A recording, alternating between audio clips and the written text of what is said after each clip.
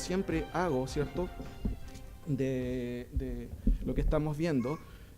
Como pueden ver ahí, eso es el tabernáculo en el desierto. ¿Se acuerdan que hicimos un pequeño análisis de ello en que el autor de Hebreos está comparando los dos sacerdocios? El sacerdocio arónico, ¿cierto?, que solamente era, ¿cierto?, una prerrogativa de los descendientes, valga la redundancia, de Aarón. A Aarón, ¿cierto?, fue entregado, ¿cierto?, esta responsabilidad de el mantenimiento, ¿cierto?, el servicio y el ministerio en el tabernáculo. Pero el autor de Hebreos nos dice que Cristo es de una orden superior a la orden de Aarón.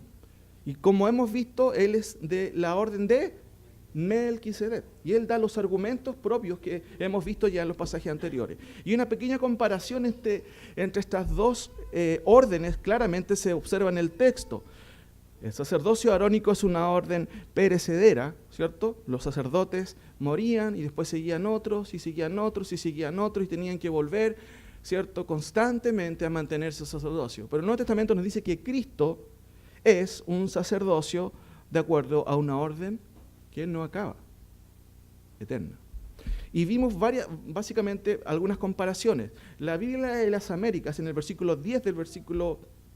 11 del capítulo 10, dice que constantemente, ¿cierto?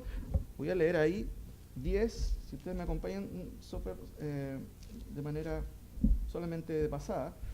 Capítulo 10, versículo 11, dice: y ciertamente todo sacerdote está día tras día, y literalmente el texto griego dice, está de pie día tras día. Pero en el 8.1, hablando de Cristo, dice que Él se sentó. ¿Qué significa eso? Cuando alguien se sienta. Terminó el trabajo. Terminó el trabajo. Para siempre. Entonces hay una comparación, y no quiero quedarme pegado en esto. Dice 8.1 también que Cristo está a la diestra, en una situación, ¿cierto? En una, digámoslo así, en una situación de prerrogativa que no tuvieron los sacerdotes del Antiguo Testamento. En una posición gubernamental, en una situación de poder. Por eso es que se habla de que Él está a la diestra, y la diestra siempre tiene relación al trono de Dios. Los sacerdotes nunca tuvieron ese acceso, ellos simplemente fueron sacerdotes, ninguno de ellos llegó a ser rey, pero Cristo cumple con las tres prerrogativas que vemos en el Nuevo Testamento. Él es rey, Él es sacerdote, pero también Él es, como hemos visto, profeta. Las tres funciones Él las cumple a cabalidad. También vemos, ¿cierto?, otras comparaciones. Se dice que este es un modelo simplemente y que Cristo está en el trono verdaderamente. Este es un tabernáculo que está en la tierra. El tabernáculo de Cristo es el tabernáculo en el cielo. Otra comparación, se dice que este es un santuario terrenal. Cristo ascendió al santuario celestial.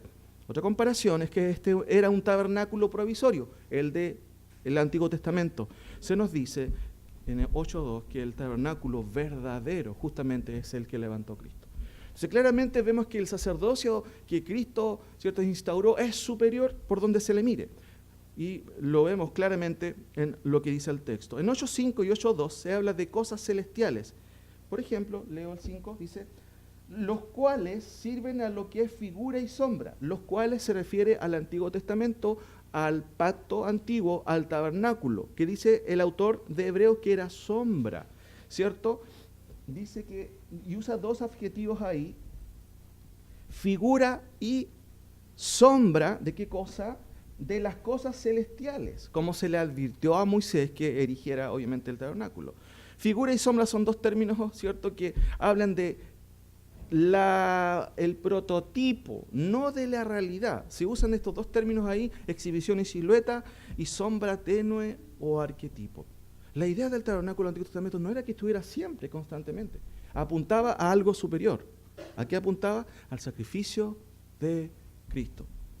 Por eso que se dice que esto era sombra y figura del verdadero tabernáculo. El 8.6 dice, pero ahora, ese es el ahora del autor de Hebreos, y también tiene que ver con el ahora de nosotros.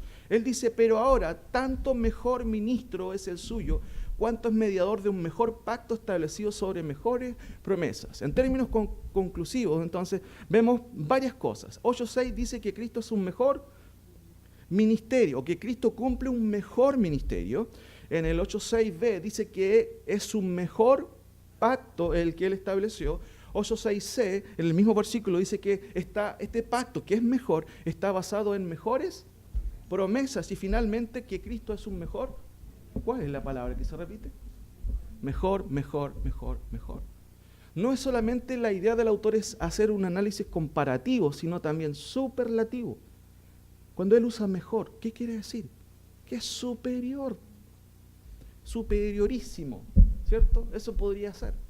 Y eso es lo que está tratando el autor de una u otra manera, subrayar. Recuerden que la audiencia a quien escribe la epístola, valga la redundancia, la epístola, ¿cómo se llama? A los hebreos. Muchos de ellos estaban dudando, ¿de quién? De Cristo, y querían volver al sistema antiguo. Y él les dice, ¿cómo se les ocurre volver al sistema antiguo? Cuando Cristo es un mejor mediador, es un mejor sacerdote, es un mejor pacto ha conseguido.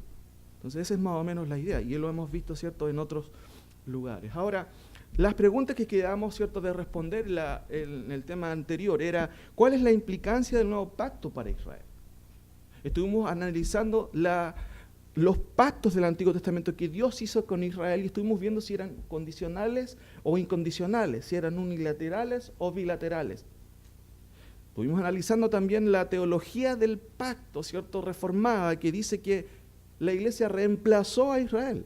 Estuvimos analizándolo, ¿cierto?, en el tema anterior. ¿Es realmente verdad eso? ¿Es lo que enseña la Escritura de acuerdo a una interpretación gramático-histórica literal? Estuvimos analizando cada vez eso y claramente vimos que no es así. Lo vamos a profundizar, como dijimos, en los estudios que vamos a estar llevando a cabo. Ahora, solo un pequeño recuento para entender dónde quedamos. La historia de Israel se divide a lo menos en 4 eras. Como lee usted ahí, la era de formación, la era de teocracia, la era de la monarquía y la era de la restauración. Me remito a explicarlo porque tiene que ver con el nuevo pacto. La era de formación constituye a lo menos 715 años de historia en donde se forma una nación. Dios llama a Abraham y le dice, haré de ti una nación grande y te bendeciré y bendeciré a los que te bendicieren, a los que te bendijeren, ¿cierto? Pueblo, ley y tierra, eso constituye una nación, por supuesto. Y de hecho nosotros como chilenos tenemos un pueblo, ¿cierto? Una ley y también una tierra. Y todos los países en general, para ser un país, tienen que tener estas 3 cosas. Israel lo tuvo en su momento. Posteriormente viene la era de la teocracia con Josué en adelante, 332 años aproximadamente, en donde Dios gobierna. Teo, Dios, gracia, gobierno de Dios. ¿Cómo gobierna Dios? A través de sacerdotes, a través de jueces y a través de reyes. Recuerden que Dios no quería reyes para Israel. Y eso fue un problema que después constituyó en impuestos, ¿cierto?, para el pueblo de Israel. Ellos querían rey como las demás naciones. No sé si se acuerdan del relato, pero les dijo, no, no es la idea. Y ahí obviamente la porfía del pueblo, ¿cierto? Dios en su, obviamente, soberanía permitió esa situación y con ello vino el primer rey de Israel. ¿Cómo se llamaba? ¿Se acuerdan? Saúl. Posteriormente, David. Posteriormente, Salomón. ¿Y sabe qué pasa después de eso? Se divide el reino, colapso civil interno en Israel. Entonces, ¿qué es lo que sucede? Ahí vemos la edad de la monarquía, unidos, ¿cierto? ¿Qué significa unidos? Todas las tribus estaban unidas, las 12 tribus estaban unidas, pero llega un momento en que se divide Israel y queda, como se dice acá en Chile, la crema. Queda la crema. Posteriormente, queda un solo, ¿cierto?, lado de Israel, un solo grupo de Israel que es Judá. En el 931, ¿cierto?, se produce justamente una división del reino. Israel se divide en 10 tribus por un lado, que se denominaron las tribus de Israel, valga la redundancia, y Judá, ¿cierto?, con 2 tribus al sur. Se divide Israel y posteriormente, ¿qué sucede? En el 721 antes de Cristo, no sé por qué coloqué ahí después, antes de Cristo, Israel, ¿cierto?, es invadido por los asirios. Las 10 tribus de Israel son exiliadas. ¿A dónde? Obviamente a Siria. Algunos quedaron en tierra de Judá. Y posteriormente, ¿qué sucede después? En el 586 hasta el 605, a través de 3 invasiones, las 2 tribus que quedaron de Judá fueron deportadas. Y ahí vemos a Daniel, que es deportado. ¿Se acuerdan de Daniel? Siempre lo acordamos de Daniel por el tema del foso de los leones y toda esa situación. Pero es en el contexto en donde él da profecías tremendas en cautiverio. Y Jeremías va a profetizar también en un contexto de pre-exilio. El otro que habla del nuevo pacto, ¿se acuerdan de qué profeta es? Es Ezequiel. Y él escribe en cautiverio, hablando acerca de lo que iba a suceder en el futuro con este Israel porfiado, con este Israel rebelde, que justamente por causa de su pecado va a tener un exilio de ¿cuántos años? 70 años de exilio fuera de su tierra. Es aquí donde nacen los samaritanos.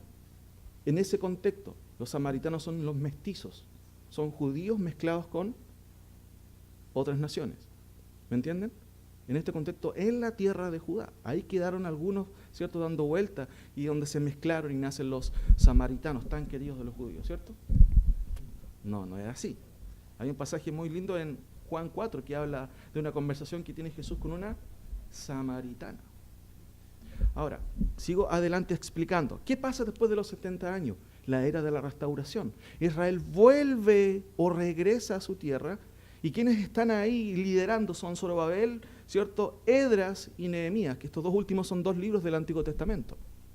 Entonces, si se dan cuenta, mis hermanos, ¿en qué momento se da el nuevo pacto? ¿Bajo qué contexto? Fíjense por favor aquí. Promesas hechas y promesas cumplidas. Retrocedo un poquito. Se da en este contexto, hermano. Jeremías profetiza justamente casi 20 años antes de que ellos fueran deportados. Y yo, como les decía anteriormente, he aquí, haré un nuevo pacto con Israel, daré mis leyes en sus corazones. Imagínense en el contexto en que está hablando Jeremías. Por eso se le conoce a Jeremías como el profeta llorón, porque nadie lo tomaba en cuenta. Ah, Jeremías, córrete para allá, andas hablando puras cosas. Claro, porque no tenía sentido lo que él estaba diciendo en ese contexto, porque estaban a punto de ser invadidos y ya eso se venía. Y de hecho Ezequiel va a profetizar en cautiverio. ¿Y cómo él está hablando de la resurrección de un pueblo si están en cautiverio? Y como leíamos, y usted leía, ¿cierto? Recordamos Lamentaciones. Hay un libro en la Biblia que se llama, ¿alguien lo conoce? Lamentaciones. Se da en ese contexto. ¿Por qué se llama Lamentaciones? ¿Quién se lamenta? Alguien que sufre. Alguien que está pasando por una situación complicada. Y claramente Lamentaciones revela la angustia del pueblo de Israel en ese momento. Ahora, estuvimos viendo que Dios hizo promesas a Israel. Claramente se ve en los pactos. Y vimos que Dios hizo un pacto con Israel, ¿cierto? A través primero del padre de la fe, Abraham. Recuerden que Abraham no era judío. Abraham venía ¿de dónde? Era babilónico, venía de Ur de los caldeos. Pero él llamó a Abraham y dijo, ven, deja tu casa, vente a Chile. Vente a la tierra que yo te mostraré, ¿cierto? Y él tuvo que dejar todo. Pero hay una promesa ahí. Hay un pacto, de hecho, que es ratificado constantemente, que se denomina el pacto abrahámico. Yo te daré una tierra. Otro pacto, vemos el pacto palestino, que prometía a Israel, ¿qué cosa? La tierra por heredad. La tierra, ¿cierto?, por heredad, que está graficada en Deuteronomio 31, con todos sus límites, ¿cierto? Límites que jamás Israel ha podido poseer en la historia de su pueblo. En el día de hoy, Israel no puede y no ha gozado nunca de esas promesas. Ahora, código mosaico. ¿Qué pasó ahí en Sinaí? Dios entregó las leyes, los 10 mandamientos, las leyes civiles, las leyes ceremoniales. Y ese era un pacto condicional, de acuerdo a Deuteronomio 29 y 30. Si tú haces esto, te va a ir bien. Si tú no haces esto, Dios te va a castigar. ¿Qué sucedió? Lo acabamos de ver. La historia se cumplió. Israel quedó exiliado por causa de su pecado. Por causa de su pecado. Me acuerdo justamente de una cita de un autor que estábamos viendo ayer con Germán, ¿cierto?, que decía que aquellos que no pueden recordar su pasado vuelven lamentablemente a repetirlo. Hermanos, ¿por qué recordamos? ¿Por qué tenemos el Antiguo Testamento? ¿Porque es un libro que está ahí de pura casualidad? No, mis queridos hermanos. El autor, de hecho, Pablo en el Nuevo Testamento dice que esas cosas que pasaron a Israel están para recordarnos a nosotros acerca de quién. Una, del juicio de Dios, de la soberanía de Dios y de la gracia de Dios.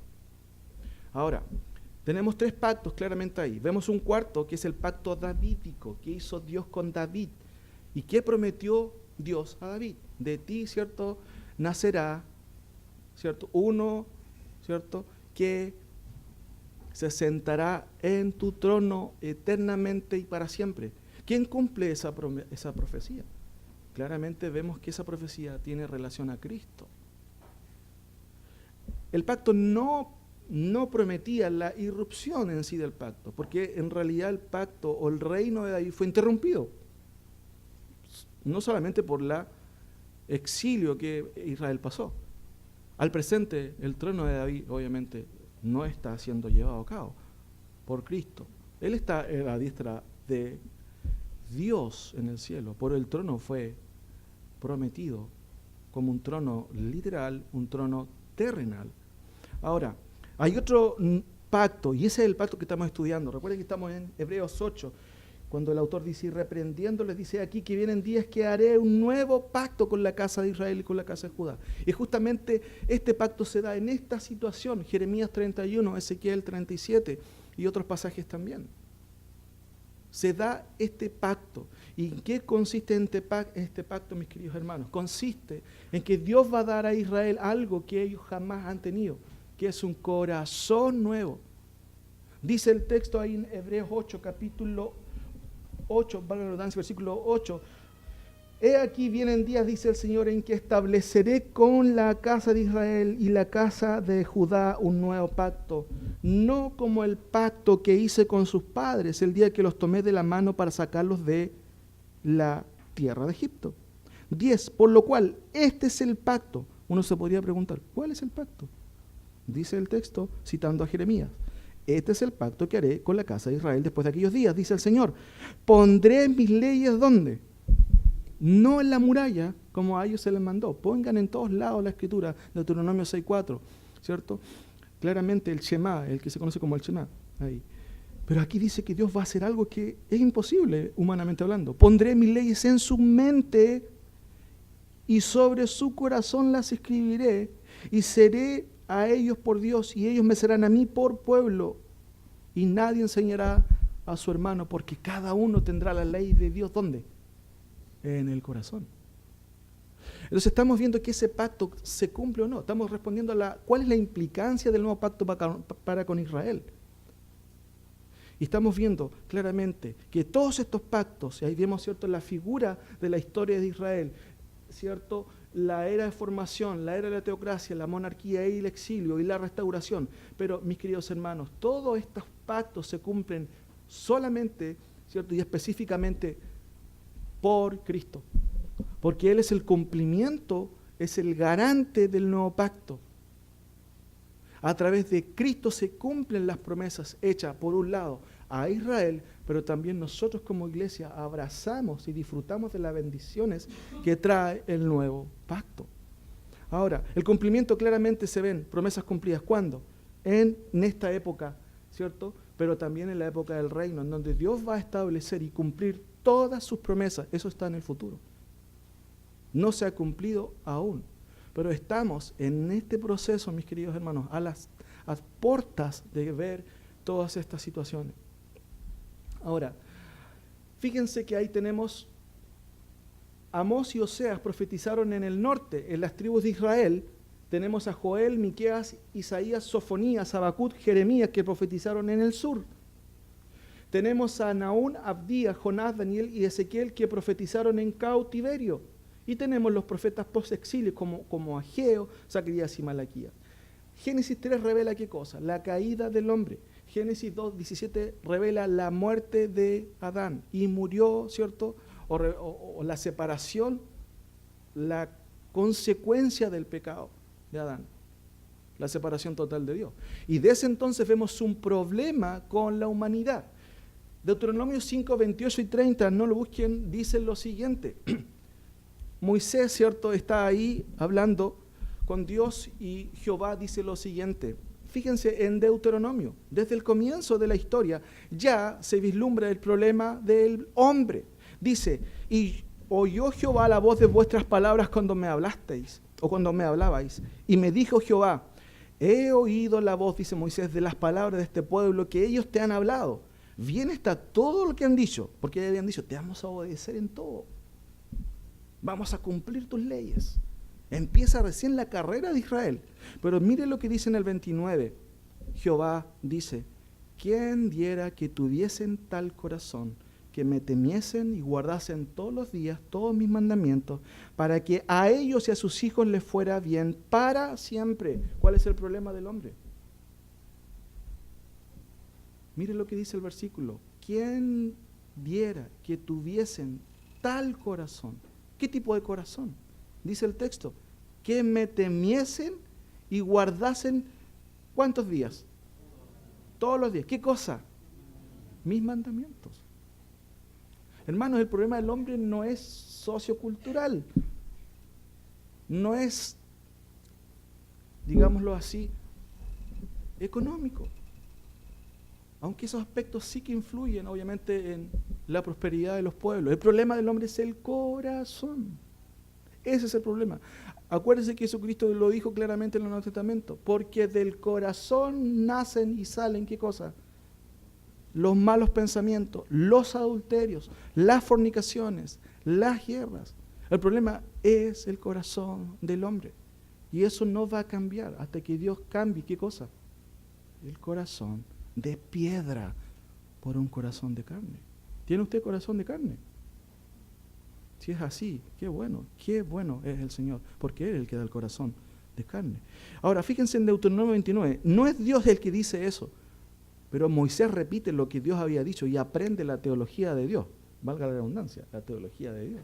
Porque el 29 va a decir lo siguiente, Moisés dice, pero hasta hoy Jehová no os ha dado corazón. ¿Y para qué sirve el corazón de acuerdo al versículo?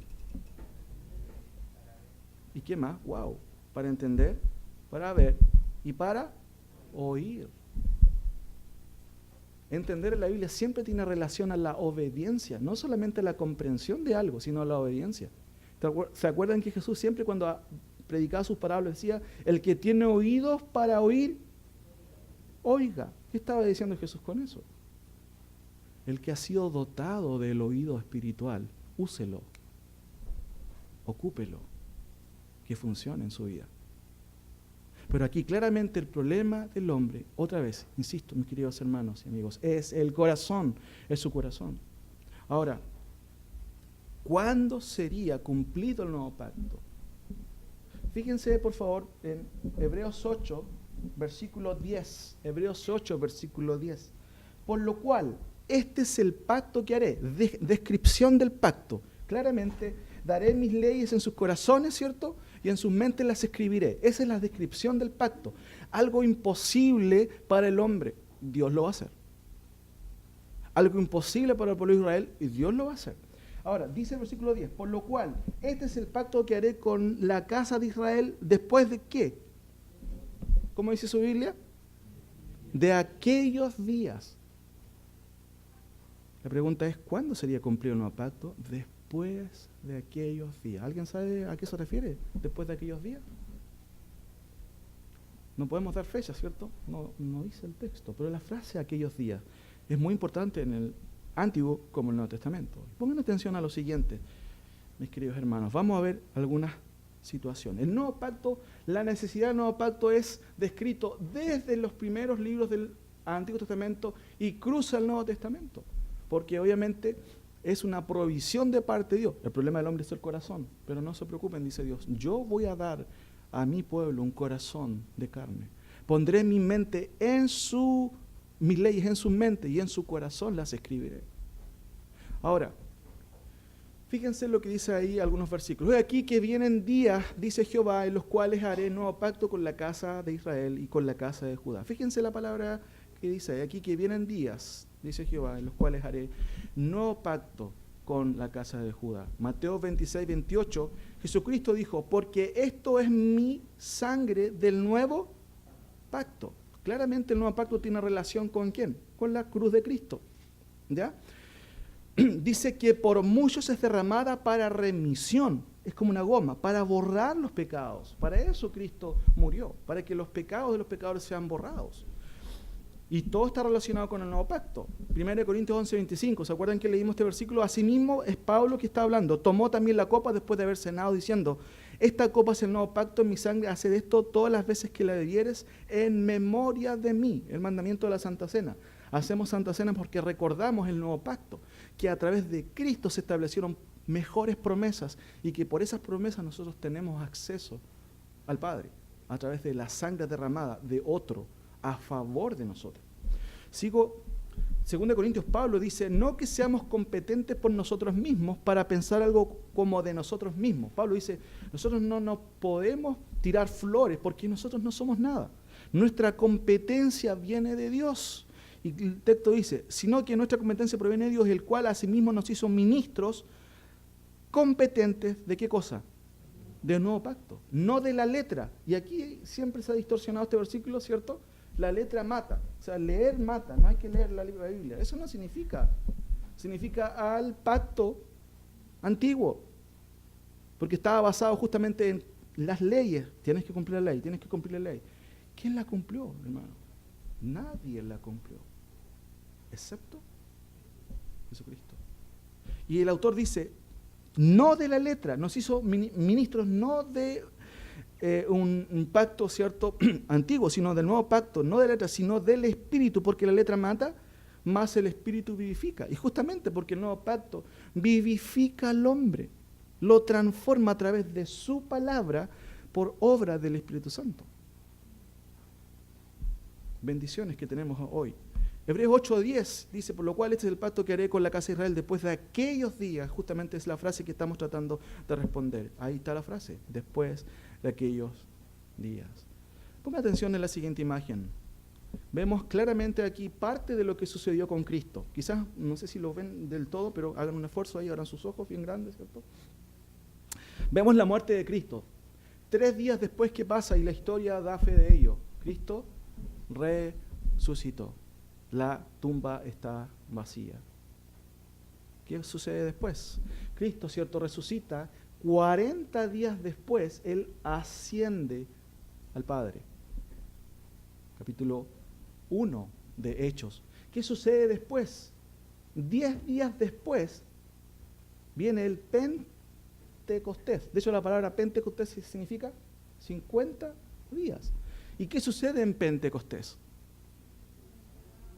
Baja el Espíritu Santo porque el Padre, Cristo se va y Él dice, yo les enviaré un Consolador que estará con ustedes y en ustedes para siempre.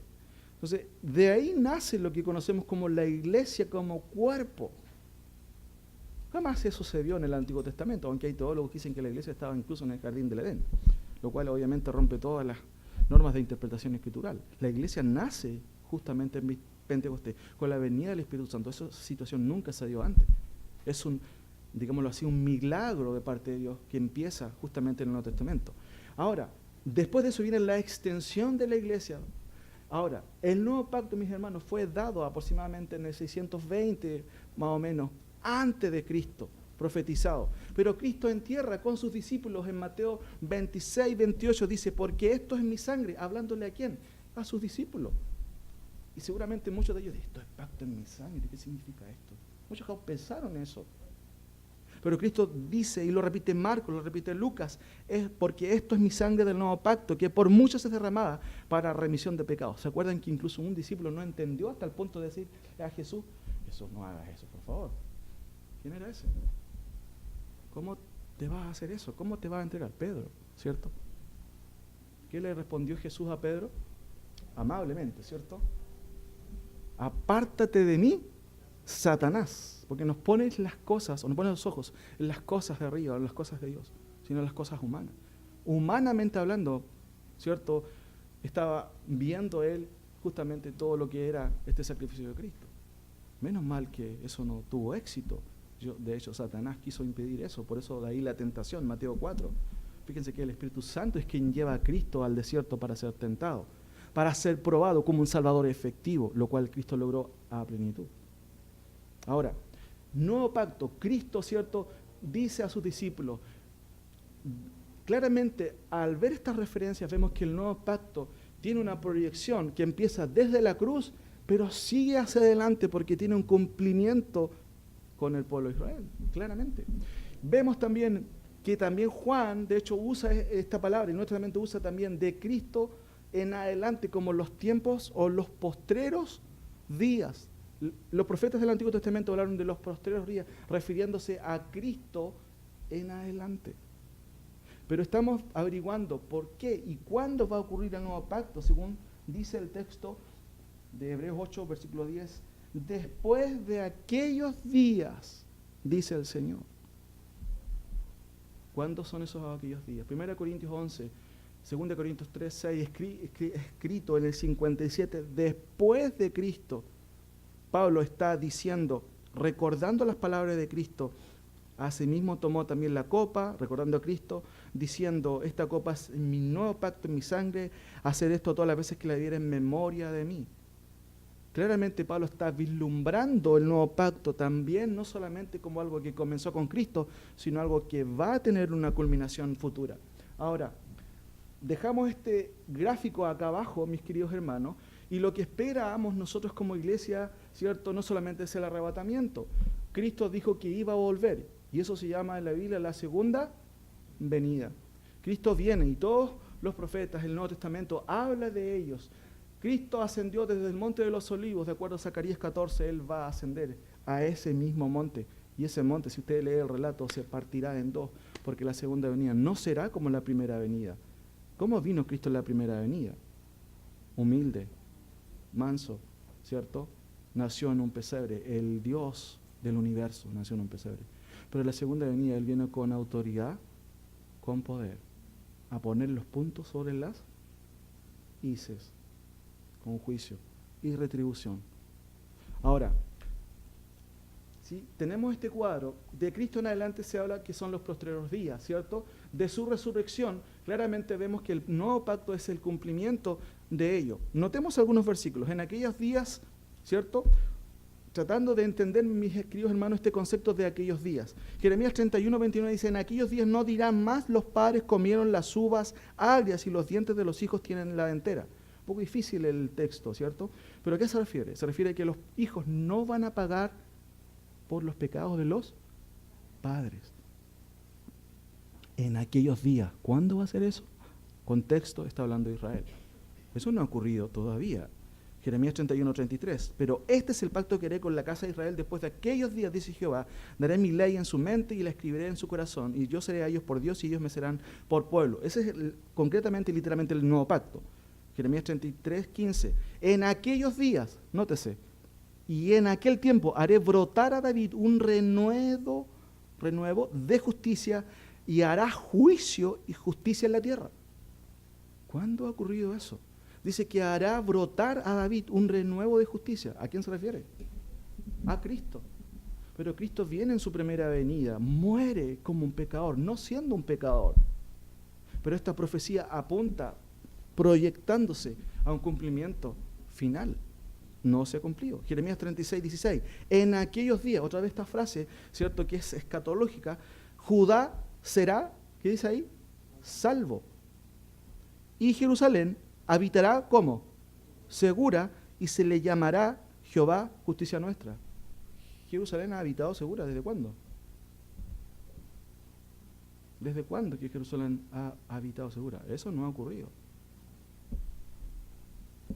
Joel 2:29. No soy yo, no soy yo, pero es un libro de profeta menor, acuérdense. Él dice, y también sobre los siervos y sobre las siervas derramaré mi espíritu, ¿cuándo? Sin duda que usted se acuerda de un pasaje en el Nuevo Testamento, porque alguien lo cita, este versículo.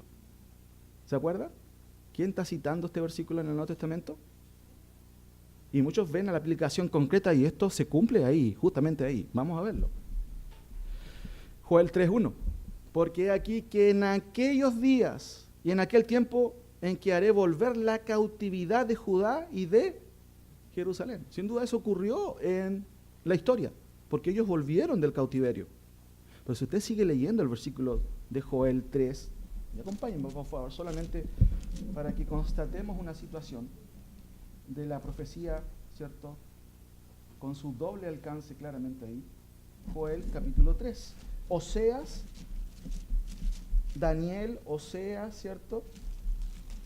y Joel, versículo o capítulo 3. Porque he aquí que en aquellos días, una frase típica del Antiguo Testamento, en aquellos días y en aquel tiempo en que haré volver la cautividad de Judá y de Jerusalén, 2, reuniré a todas las naciones y las haré descender al valle de Josafat, y allí entraré en juicio con ellas a causa de mi pueblo y de Israel mi heredad, a quien ellas se esparcieron entre las naciones y repartieron mi tierra, y echaron suerte sobre mi pueblo, y dieron los niños por una ramera, y vendieron las niñas por vino para beber. Si usted sigue leyendo el relato, ahí claramente se refiere a que Dios va a tratar con las naciones que fueron en contra de su pueblo. Y eso tiene un cumplimiento, ¿cuándo?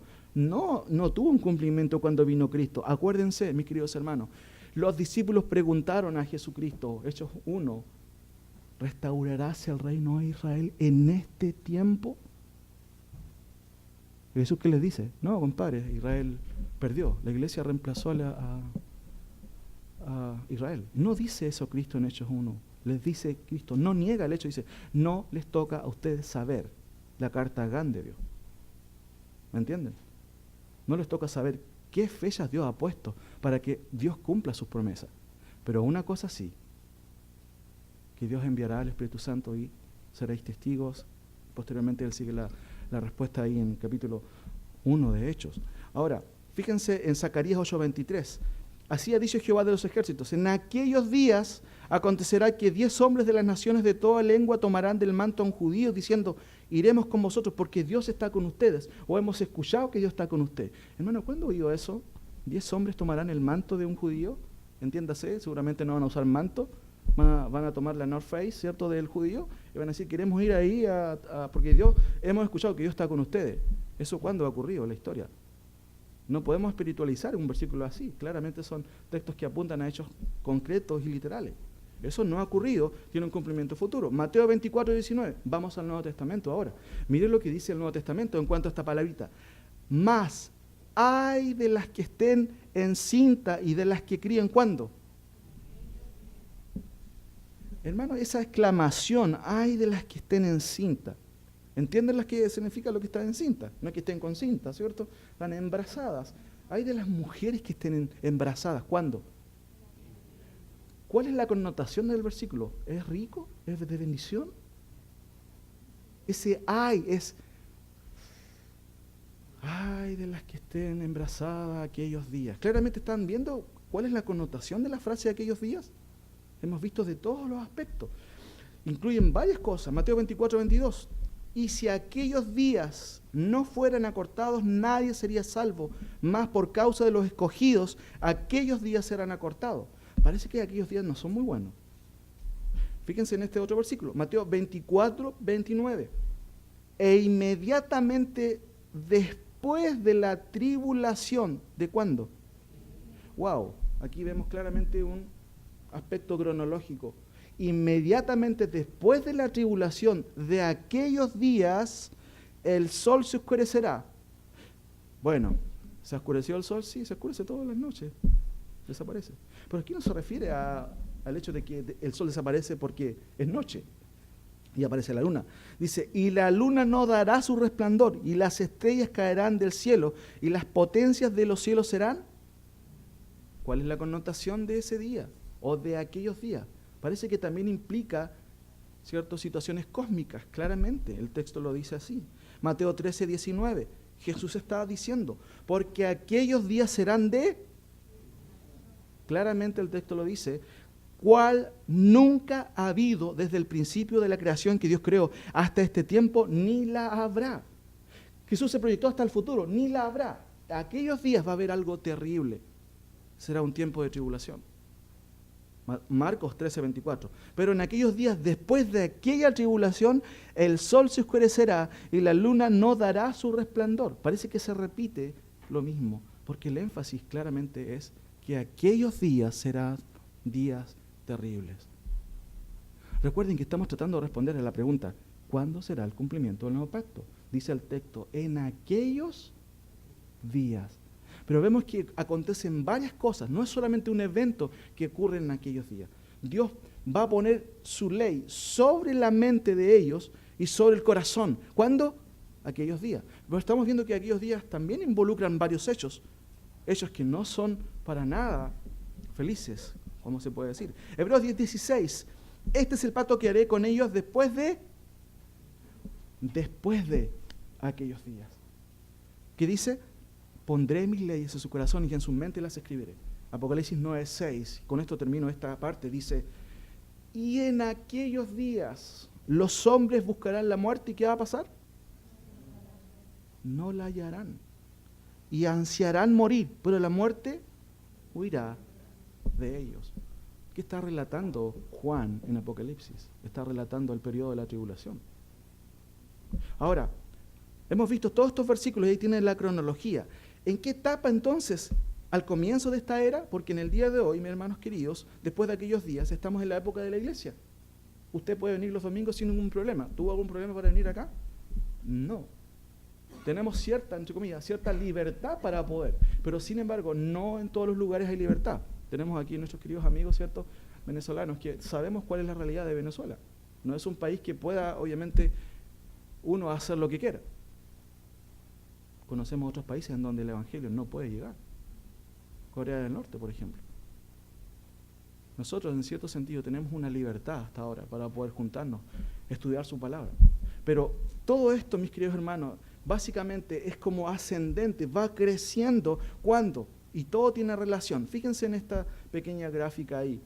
Al parecer, esto comienza en Pentecostés, la interpretación o la aplicación o el cumplimiento de aquellos días. Al parecer empieza en Pentecostés. Pero, hermanos, si hacemos un orden de todos los versículos, la mayoría de los versículos tienen relación a la segunda venida y a todo lo que sucede en ese contexto. Los versículos de Jeremías 31 y 33, en aquellos días será salvo Jerusalén y habitará segura. Eso tiene que ver con después de la segunda venida de Cristo. Los versículos de Jeremías 31, 29, 33, 15 dicen, en aquellos días y en aquel tiempo haré brotar a David un renuevo de justicia y hará justicia y juicio en la tierra. Eso tiene que ver con algo que la Biblia denomina milenio, con el reino. Eso es después de la segunda venida de Cristo. Los versículos de de Joel 2:29 están haciendo un énfasis exclusivo justamente en el instante en donde el juicio de Dios está cayendo sobre las naciones. Y eso tiene que ver justamente con la segunda venida. Mateo 24:29 describen concretamente ¿qué cosa? El contexto de la tribulación. Segunda venida. Y tenemos un versículo bien conocido, y quiero que me acompañen ahí. Joel 2, por favor, porque es una cita que se usa constantemente, y de hecho Pedro la utiliza en Hechos capítulo 2, en el cumplimiento, ¿cierto?, de una profecía también del Antiguo Testamento, que tiene relación con esta situación, con este término de aquellos días. Joel 2, versículo 16. Fíjense que Pedro usa una cita de Joel y la aplica ¿cuándo? Para Pentecostés. Pero noten, por favor, con sus ojos, cómo él cita la cita de Joel cuando algunos están burlándose y diciendo, estos están borrachos, están hablando puras cosas. ¿Qué pasa en Pentecostés? El Espíritu Santo baja y todos empiezan a hablar en lengua. Literalmente lengua significa idiomas. Idiomas, ¿ya? Ahí en ese contexto, la palabra que se usa son dialectos, ¿cierto?, que tienen que ver justamente con idiomas. Hechos 2, 16. Más esto es lo dicho por el profeta Joel. ¿Por qué Pedro se adelanta y dice, ¿qué está pasando aquí? La gente está mirando, la gente está hablando en idiomas diferentes. Y Pedro, ¿qué va a hacer? ¿Qué hago aquí? Se acordó de la profecía de Joel y él dijo, ¿saben lo que está ocurriendo aquí? Esto es lo que había profetizado Joel. ¿Y qué profetizó Joel? Miren. Más esto es lo dicho por el profeta Joel. Y en los postreros días, ¿se acuerdan? Desde Cristo en adelante. Nosotros estamos en el día de hoy en los postreros días. ¿En qué etapa de los postreros días? Yo no le puedo decir, pero claramente vamos avanzado ya en esos postreros días. ¿Cuántos años llevamos después de Cristo? Más de 2000 años. O sea, ya han pasado bastante tiempo. Él dice, el autor, en los postreros días, dice Dios, derramaré de mi espíritu sobre toda carne, y vuestros hijos y vuestras hijas profetizarán, profetizarán, vuestros jóvenes verán visiones y vuestros ancianos soñarán sueños, y de cierto sobre mis siervos y sobre mis siervas en aquellos días derramaré de mi espíritu y profetizarán. ¿Qué sucedió en Hechos concretamente? Bajo el Espíritu Santo. Pero note por favor el versículo 19. Eso no se cumplió en Pentecostés. Y daré prodigios arriba en el cielo y señales abajo en la tierra, sangre y fuego y vapor de humo. El sol se convertirá en tinieblas y la luna en sangre antes que venga, ¿qué cosa? El día del Señor, grande y terrible, como dice Abdías. ¿Quién podrá soportarlo? Hermanos, la profecía de Joel, que es citada por Pedro, se cumplió en primera instancia, en un primer aspecto en Pentecostés, pero la segunda parte de la profecía tiene un cumplimiento ¿cuándo? En la segunda venida de Cristo.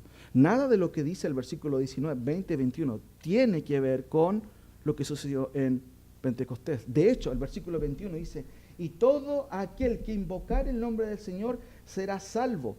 Citando a Joel, en ese contexto se refiere a los israelitas.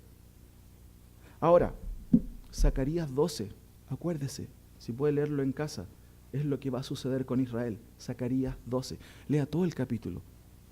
Eso es lo que va a suceder. No lo quiero leer aquí ahora. Ahora, Apocalipsis 9 también está en esa cita. Y aquí vamos terminando con lo último, mis queridos hermanos. ¿Cuál es la implicancia del nuevo pacto para Israel? Hermano, ¿Israel fue desechado por Dios? Hermano, eso es imposible verlo de acuerdo a la Escritura. Solamente 3 versículos nada más. Romanos capítulo, por favor, capítulo 8, 9. Romanos, por favor, al tiro le digo.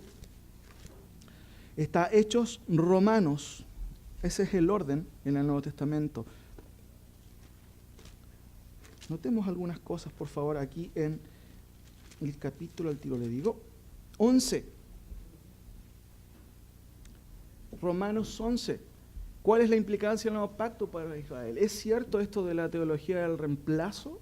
Claramente eso no es lo que enseña la Escritura. Dice Romanos 11, digo pues, ¿ha desechado Dios a su pueblo? ¿Cuál es la respuesta de Pablo? En ninguna manera. ¿Qué significa en ninguna manera? Jamás. En el original en griego es una doble negación, meginoito. Se usa mucho en Pablo. Pablo usa mucho esa retórica. En ninguna manera. Ni se te ocurra pensarlo. Esa es como la idea. Y ahora, ¿a qué Israel se refiere? Mira lo que dice el versículo. Porque también yo soy israelita de la descendencia de Abraham. ¿A qué se está refiriendo? Al Israel nacional, no se está refiriendo a un Israel nuevo, a un Israel espiritual, se refiere a la nación de Israel. Por eso él explica y explaya de la descendencia de Abraham, de la tribu de Benjamín. Versículo 3, no ha desechado Dios a su pueblo, al cual desde antes conoció. ¿O no sabéis que dice la Escritura, cómo invoca a Dios contra Israel, diciendo, Señor, a tus profetas han dado muerte y tus altares han derribado para matar?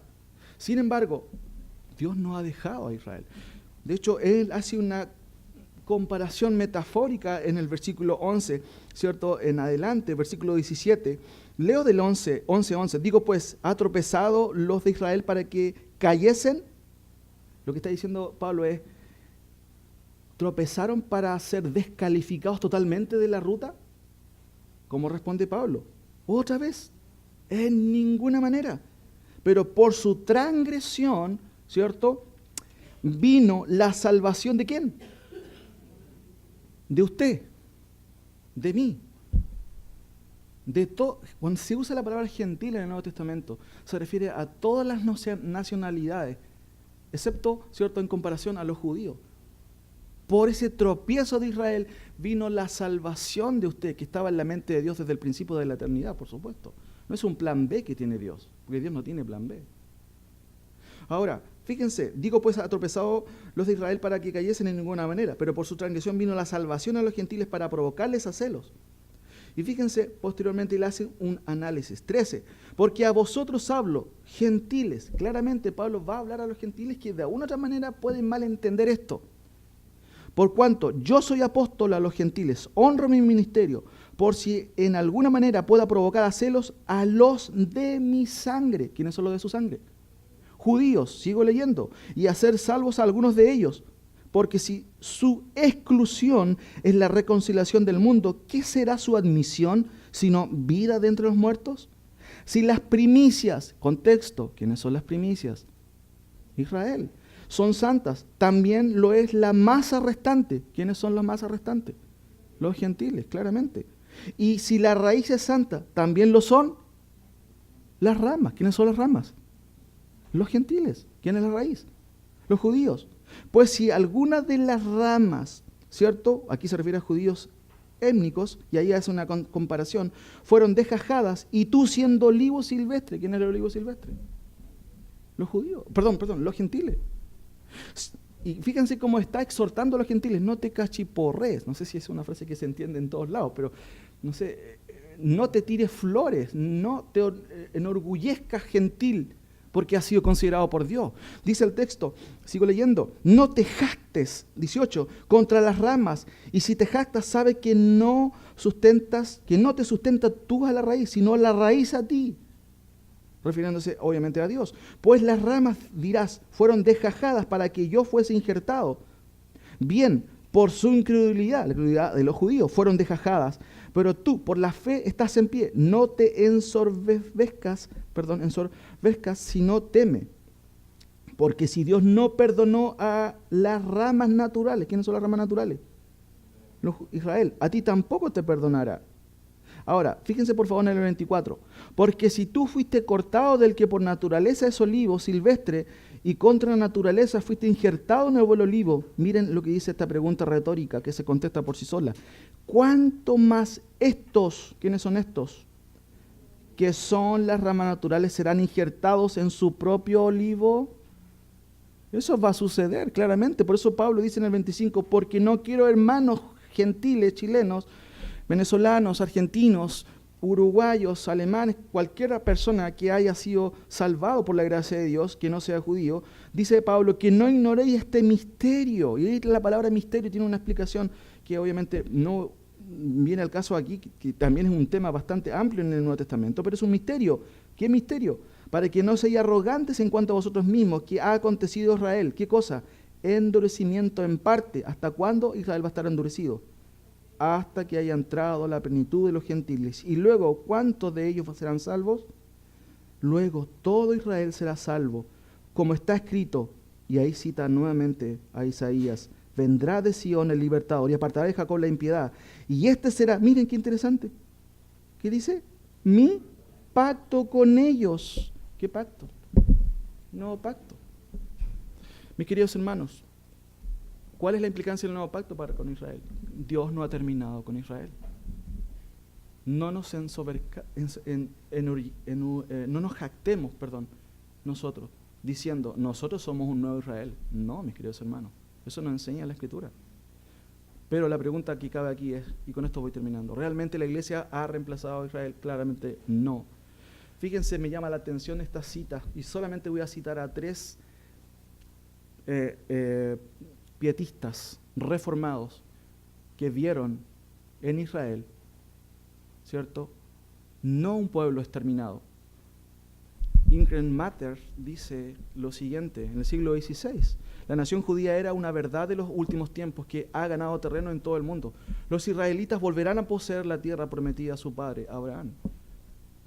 Jonathan Edwards, uno de los puritanos reformados, casi al nivel de Calvino se dice, él escribió en su Biblia, él escribió una Biblia que se llama Bland Bible, ¿cierto?, citado por MacDemore, dice, no se predice nada más seguro que esta conversión nacional de los judíos en el capítulo 11 de Romanos, así como la restauración de un individuo al principio solo involucra su alma, pero luego su cuerpo en la resurrección general, así también no solo será restaurada el estado espiritual de los judíos, sino que su estado externo como nación en su propia tierra será restaurado. Lo dice Jonathan Edwards, un puritano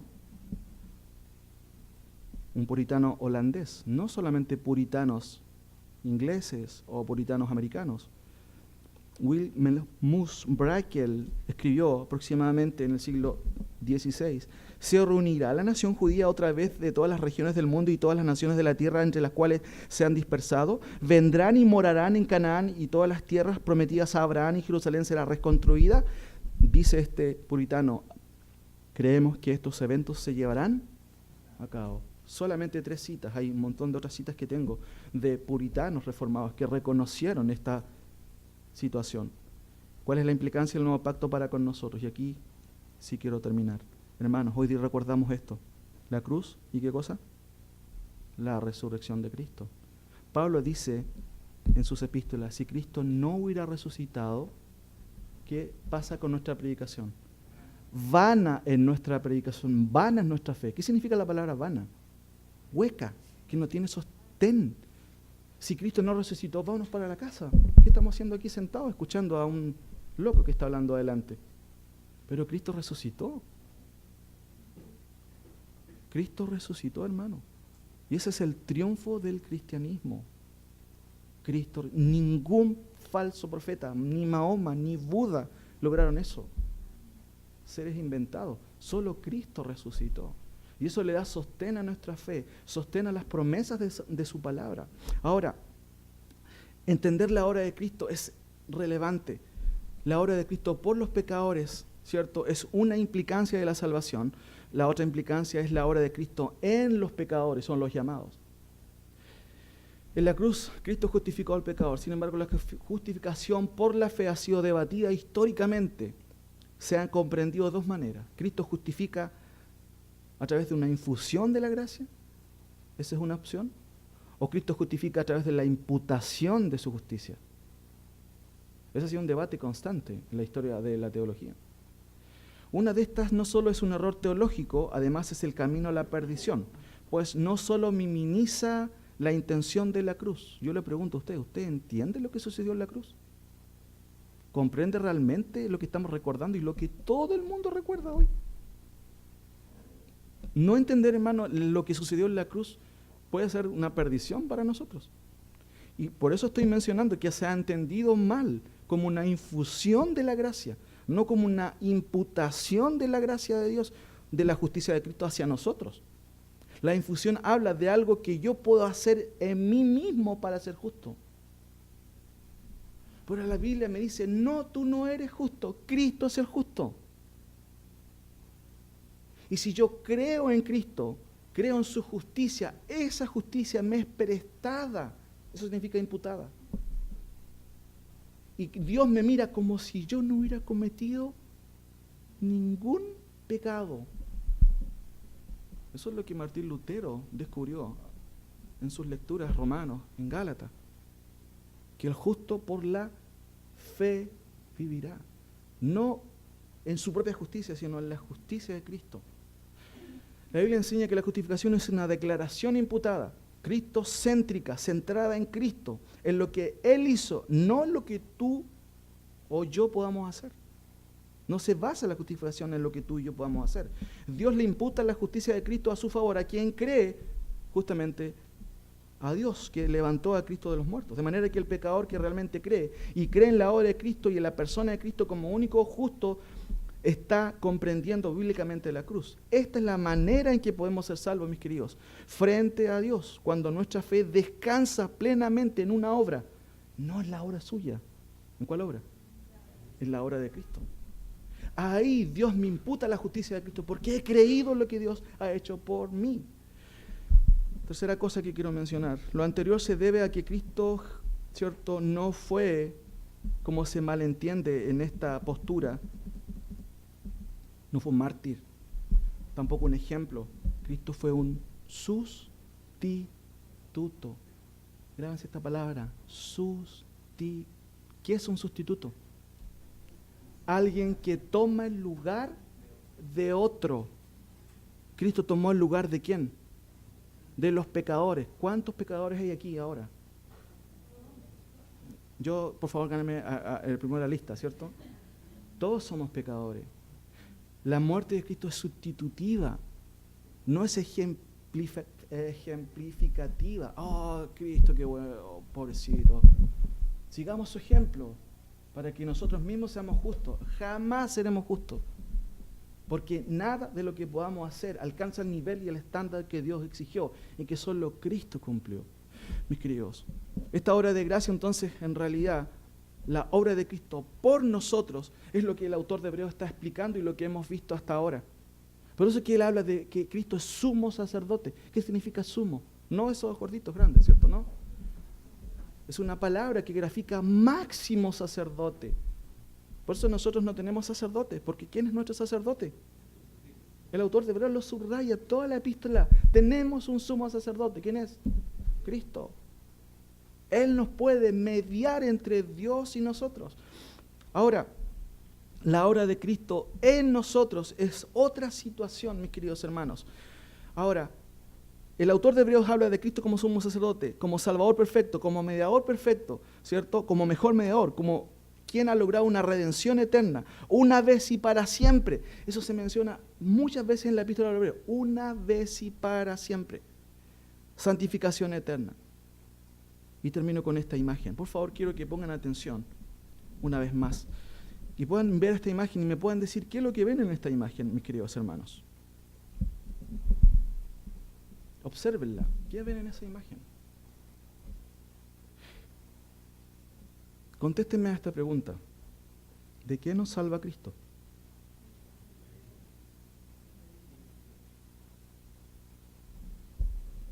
¿De la ira de Dios? ¿Están seguros? ¿Del pecado? Hermanos, ¿del infierno? ¿Sí? Si pudiéramos poner en orden eso, ustedes lo entendieron muy bien. Leo algunos versículos para terminar. El que cree en el Hijo tiene vida eterna, pero el que rehúsa creer en el Hijo no verá la vida, sino que la ira de Dios está sobre él. Romanos 1:18, porque la ira de Dios se revela desde el cielo contra toda impiedad e injusticia de los hombres que detienen con injusticia la verdad.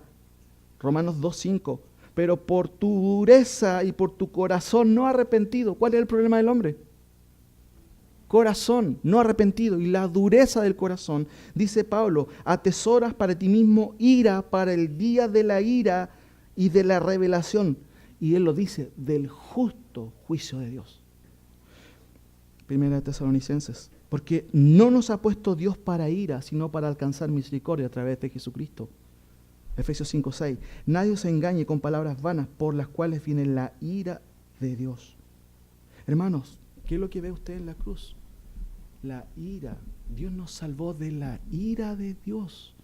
Cuando decimos que Él nos salva del infierno, parece como un seguro. ¿Tienes tu seguro para el infierno? Es cierto que Dios nos salva del infierno, pero no es lo primero, hermanos. La gente dice, sí, ya estoy vacunado, sí, ya hice la oración, ya, yo no voy a ir al infierno. Hermanos, Dios nos salva de la ira de Dios. ¿Ha pensado en eso? Cuando usted ve eso, ve a Cristo recibiendo, ¿qué cosa? Toda la ira de Dios. Salmo 22, puede leerlo en la casa. Es un salmo mesiánico, dice, ¿por qué, Dios mío, me has desamparado? Es Cristo hablando en la cruz. Isaías 51 o 53, ¿quién ha creído nuestro anuncio? ¿Cierto?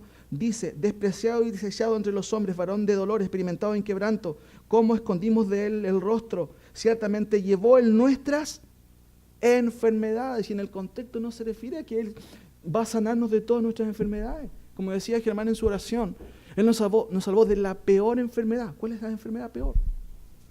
Muy bien, el pecado. ¿Usted ha sido salvado de esa enfermedad?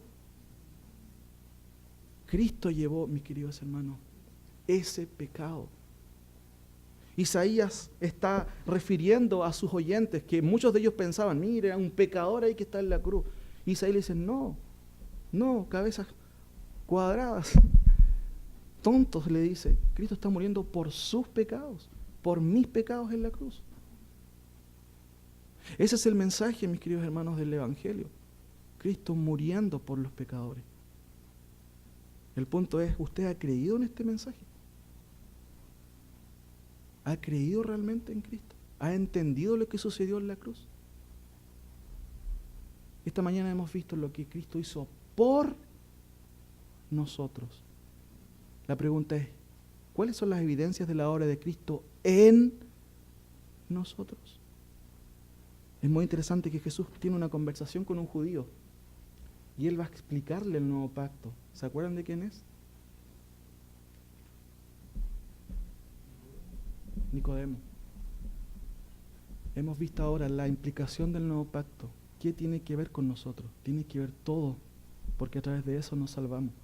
El punto, mis queridos hermanos, es que Cristo murió por nosotros y es un mandato creer en lo que Dios ha hecho. Es lo más conveniente, mis queridos hermanos, creer en Cristo. Mi última pregunta final. ¿Usted ha creído en este mensaje? ¿Ha creído en que Cristo lleva sus pecados? Si es así, Dios le ha bendecido con la comprensión de entender cuál es el sentido de la cruz. Pero para que usted esté más seguro, la evidencia de que usted realmente ha comprendido la obra de Cristo por usted, tiene que haber una comprensión realmente de lo que Cristo ha hecho en nosotros. ¿Y sabe lo que Dios hizo en nosotros? Lo vamos a ver el próximo domingo. ¿Qué le parece? Oremos al Señor. Señor, te doy gracias por tu gran obra en la cruz. Hoy recordamos uno de estos días tan maravillosos que fue tu resurrección.